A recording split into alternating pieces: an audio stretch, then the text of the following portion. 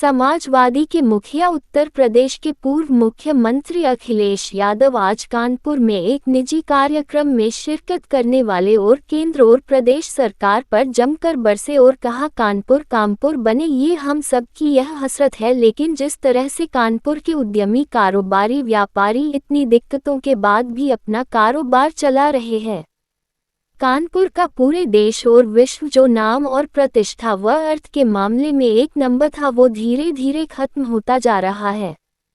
कानपुर लोगों को रोजगार देता, काम देता था, जिससे कानपुर एक खुशहाल उद्योग स्थापित करता था, वो सब खत्म होता जा रहा है।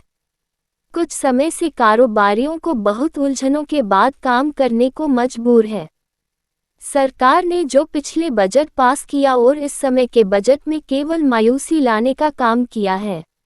कानपुर में समाजवादी सरकार में पनकी में कारखाने को ले लीजिए, पुराने कारखाने को बंद कर दूसरा नया कारखाना बनवाया, जो अधिक मात्रा में बिजली का उत्पाद करके अर्थव्यवस्था को बढ़ाने काम होगा। कानपुर के साथ प्रदेश की बिजली पूर्ति करेगा। समाजवादी पार्टी बेहतर की दिशा में काम करती है। सपा सुप्रीमो अखिलेश यादव ने तंज कसते हुए कहा कि कानपुर वालों ने बीजेपी सरकार के सांसद, विधायक, यहां तक स्पीकर भी देख लिया। गंगा सफाई पर अखिलेश यादव ने कहा कि जब वो लखनऊ से कानपुर आ रहे थे, देखा कि गंगा किनारे बच्चे खेल रहे हैं, तो सोचो मई जून में गंगा का क्या हाल होगा। कानपुर में गंगा और आगरा में जमुना सूख जाएंगी। गंगा सफाई के लिए केंद्र सरकार और राज्य सरकार दोनों आपस में टकरा रही है। गंगा सफाई को लेकर उन्होंने सरकार से कुंभ को और अधिक समय तक चलने की गुजारिश भी की है, जिससे जो लोग कुंभ स्नान से वांछित रह गए हो वो भी संगम स्नान कर ले। साथ ही मुख्यमंत्री योगी आदित्यनाथ के बयान पर कहा, सदन में मुख्यमंत्री जी कुछ भी बोल सकते। नेता पंकज पटेल के उर्दू भाषा के प्रयोग पर सत्ता के सभी लोगों ने जो अभद्रता की और उसको स्वीकार महोदय सुनकर हंस रहे थे, जो दुर्भाग्यपूर्ण है। उर्दू भाषा देश की एक ऐसी भाषा है जिससे सभी काम होते हैं, जो तहजीब के लिए जानी जाती है। ऊपर घमासान छिड़ा हुआ है, देखिए क्यों? हमारे आपके लिए कानपुर कामपुर बने, कानपुर कामपुर बने, यहाँ के कारखाने चलें, उद्योग चलें। जो नाम कभी कानपुर का था,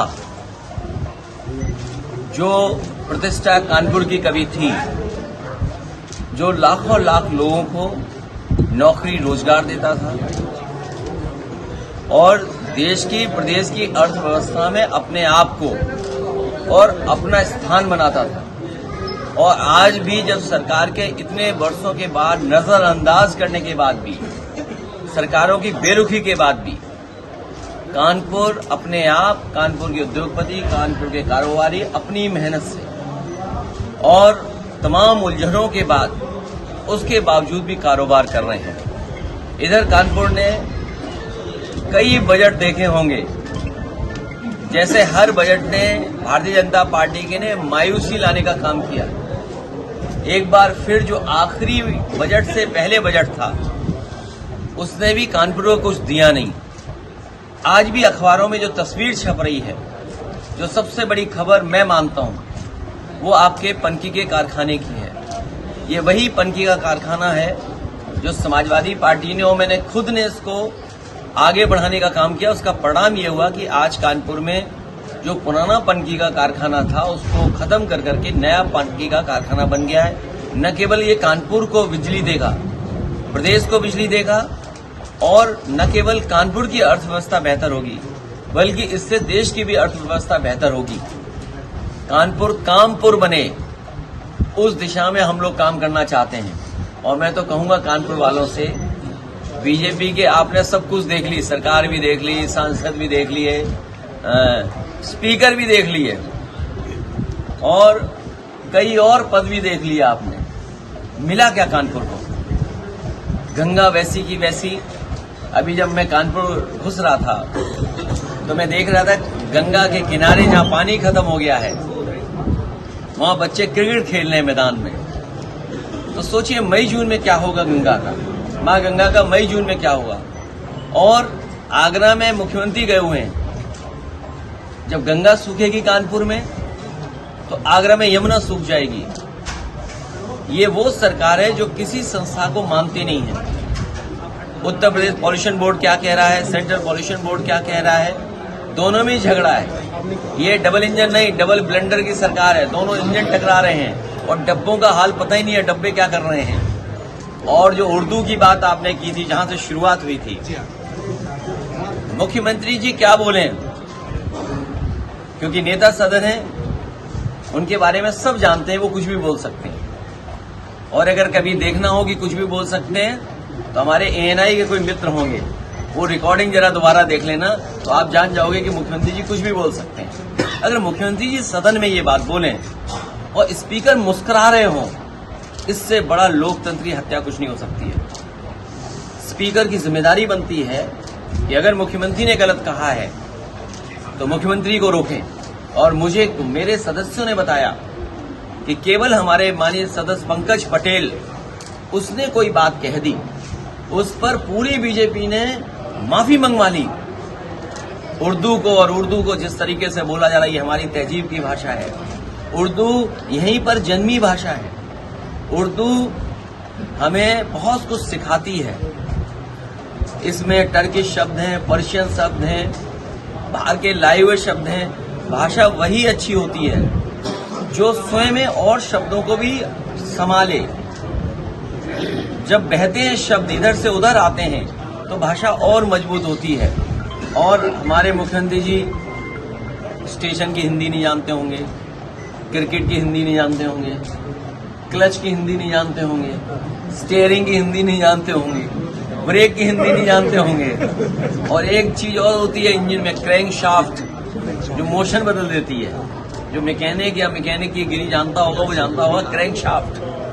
तो सोचिए अभी भी वैसा ही वैसा है सब कुछ, वो कुछ जानते ही नहीं है। इसलिए बहस मत छेड़िए इस बात। मुस्लिम वर्ग नाराज है इस बजट से। उसका कहना है कि छुट्टा जानवर और अल्पसंख्यक को बहुत ही नीचे रख दिया गया है। 400 करोड़ का बजट छुट्टा जानवर के लिए दिया गया और 365 करोड़ का बजट सिर्फ अल्पसंख्यक को दिया गया। तो अल्पसंख्यक को कहां देख रही है सरकार? एक बड़ा इल्जाम लगा हुआ है महाकुंभ में कि जहां भगदड़ मची, वहां पे समाजवादी पार्टी के नारे, अखिलेश जी के नारे लग रहे थे। इस पर क्या कहना चाहेंगे?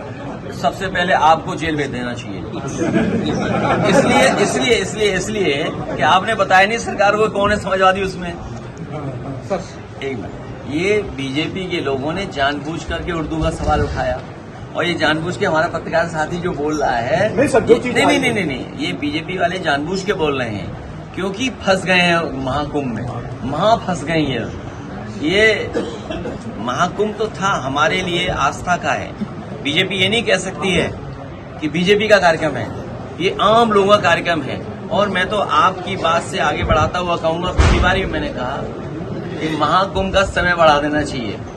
और कुछ लोग बता रहे हैं, कुछ लोग जो जानकार हैं, जो हमारे बहुत ही सम्मानित प्रतिष्ठित ब्राह्मण समाज से लोग, पंडित जी जो लोग आ रहे हैं, वो ये कह रहे हैं कि अभी मई तक शुभ है, मई तक स्नान आप कर सकते हैं। तो सरकार को सनातन धर्म, हिंदू धर्म और ये जो हमारी वैदिक परंपरा है, जो सम्राट हर्षवर्धन ने शुरू की थी, इसको मई तक चलाएं, जिससे कि बहुत सारे लोग जो छूट गए हैं वो भी महाकुंभ में स्नान कर लें और पुण्य ले लें, दान भी कुछ कर लें, क्योंकि ये कभी कभी तो आता है।